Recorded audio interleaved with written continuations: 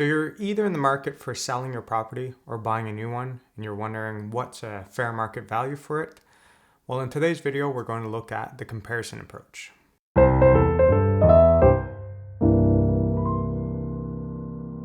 So the comparison approach is the main approach used to evaluate residential property. We'll see the income approach and the cost approach can also be used, but typically speaking, realtors and different people trying to evaluate the value of the house that you're looking into is going to use the comparison approach. The idea behind the comparison approach is to compare properties that resemble the one that you want to buy or sell and evaluate what's the fair market value that you should ask for this property. And when they do this, the ideal approach is that you're using selling prices for these properties. People can ask very large amounts of money, and you could use that as an idea if you're going to post your property for sale, have a rough idea. But at the end of the day, it's not really what people are asking for, it's what they end up selling for. And that's one of the reasons sometimes realtors can have a slight edge in the sense that they have access to a lot more information that normal people wouldn't have access to. But in this video, we're going to look at some of the services offered by buytheowner.com or du proprio in French, and that one of my friends that sold this property sold through them, and this is the information that they gave him. So when we look through this information here, there's different properties. This is a property that he had for sale. And these properties, they tell us roughly where the distance is compared to his property. So if it's really close by, you could argue that they have the same access to the same resources, whether it's a park, school, proximity to a city center, work, and all of those different attributes, it's really easier to compare them. But if you had people that lived in different areas, because there's no comparable to where you are in that same kind of lower area, well, you'd have to still consider those elements in a different area, proximity to school and work and everything else. So in some models, instead of seeing the distance to the house that you want to sell or buy, they'll talk about more like distances to a school and distances to other services out there. And that could be used in the model to describe the value that this house should sell for.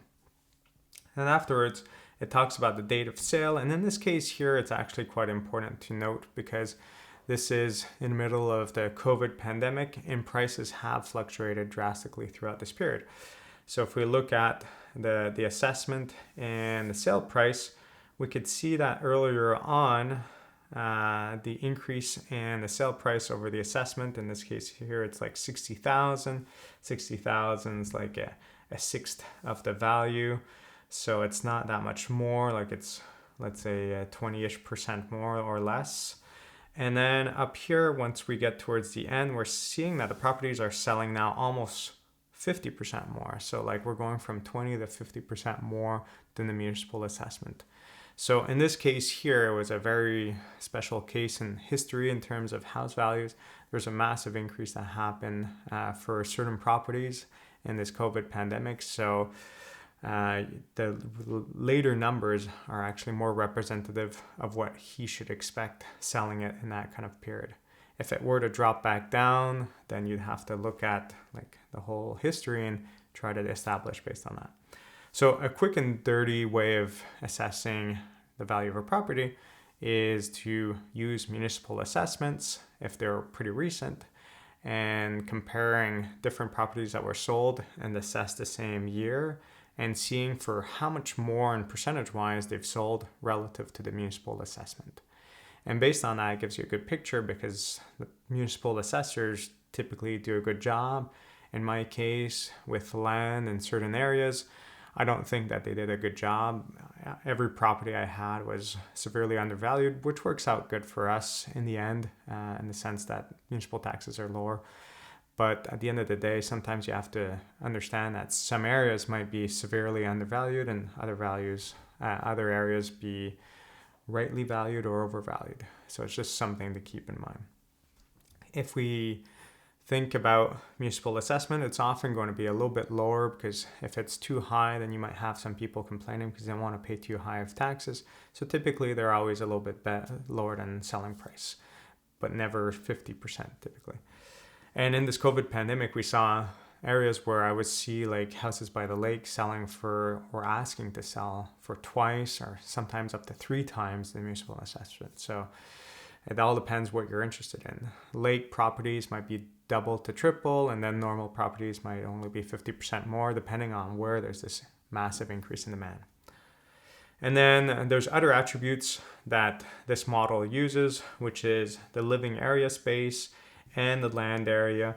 And it helps to kind of compare the different properties. So if we're not using the metric of how much more municipal assessment is in percentage terms, the selling price versus municipal assessment, and try to apply that to his property, well, what else can we use? We could use the house space, the living space in terms of the whole land and everything else. And with that, in land year of construction, we can establish a baseline price. And that's how they set it up. You can be a lot more elaborate than that when building models to compare prices. If you were to really think it through, well, what actually gives value to a property? And then there's certain things that give value to every property, and there's certain things that may give value or may not give value. So if I think of things that give value to every property, well, you could think of the number of rooms, number of bathrooms. So in these models here, when we're comparing the different properties that are selling, we could say, well, this is a 3-bedroom room, this is a 2-bathroom house, and so on and so forth. So based on that, we could evaluate like, okay, this property, it makes sense for it to sell for more because it has an extra bedroom, it has an extra bathroom, and so on. So when you're thinking about comparing properties and you're thinking of its right value, and if you think about owning a property and what actually adds value to the house, it's what people perceive and what people actually see and that they're actually seeking for. So if we're thinking about like vinyl siding versus wood siding or another material for the siding of the house, well, if it's not introduced in the models, then it might not have much value. But at the end of the day, when people are comparing the different houses, if one is like looks like cheap vinyl siding on the side, that might be a complete turn off. They don't like that, and they really want wood, and they'll pay the extra amount for it. So certain things like that are a little bit harder to compare. More in-depth models actually compare the different types of sidings. My house that I built, I'm in here, we made cement walls, so all the exterior walls are cement walls, which to me adds a lot of value. But in a certain model, if someone buying the house, they might just look at the livable space, the land area, and other attributes and not even consider that. So it's different things to keep in mind. Certain things add value for sure, and certain things might add value in the eyes of a potential buyer. And it always has to be in the eyes of the buyer that wants to buy your property.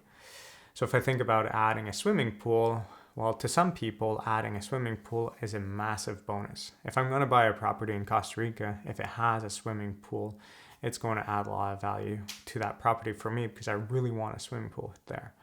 But for some properties in Canada, if you add a swimming pool, it could actually not add any value, or it could actually detract, because some people are fearful of any accidents related to swimming pool. They don't like to swim that much. They find it's too much maintenance. And they're just thinking that they're going to fill it up if it's an in-ground swimming pool, and it's going to lead to extra cost for this person. So the swimming pool is not a clear-cut, this is a good thing or a bad thing in terms of assessment. So the comparative approach covers a lot of different aspects, and it's for you as the assessor. You'll see different models in this class, and we'll have a discussion with one of my friends at some point about assessing properties using the comparative approach. But at the end of the day, it's what you feel is important is going to establish the value of this house. If this house has different attributes that another one doesn't, you're willing to pay more for it, and so on. If you just want to have a very quick way of establishing the value, well, look at municipal assessment, look at how much houses are selling for, look at what kind of percentage increase that is. That's going to give you a really quick idea. But then afterwards, there's other attributes like myself. I'm really happy that here I could just cross the street and go hiking. I could walk 200 meters and I could go swimming. Those things have a lot of value for me. If I would have been a kilometer away, I wouldn't need to take my car. It would have been as tempting to do those activities. So it would have detracted a lot in the value for me. But it may not be the case for everyone that's looking at this property versus a same property a kilometer down the road. So different things to keep in mind. I'll have you guys work on a project that will help you understand different values of houses. So start looking at different houses in an area that you're interested in. Try to establish which one is probably rightly valued, which one might be undervalued in terms of price asked, and which one they're trying to reel someone in because they're asking such a high price. So just a little thing to note with these assessments that you might have from Duproprio or other companies is they'll give you all of these statements, sale prices, municipal assessments, and that could be a very quick way of understanding what you should ask for in terms of sale price. But then afterwards, it's always interesting to actually look through the detailed properties and see, well, how does this house compare to the one I'm looking at that I'm looking to sell? Do I think that this kitchen looks better than mine in terms of different finishes? Is this going to attract more people, or is it like completely outdated that no one will be interested in this? If I look at this other property over here, does the configuration make more sense than mine? And then I could say, well, this property here has access to a double garage. Is that something that I think will add a lot of value in this sector here? And all of that idea. So it's good to have like just the very minimal information to start getting yourself an idea of what the value may be based on municipal assessment and space.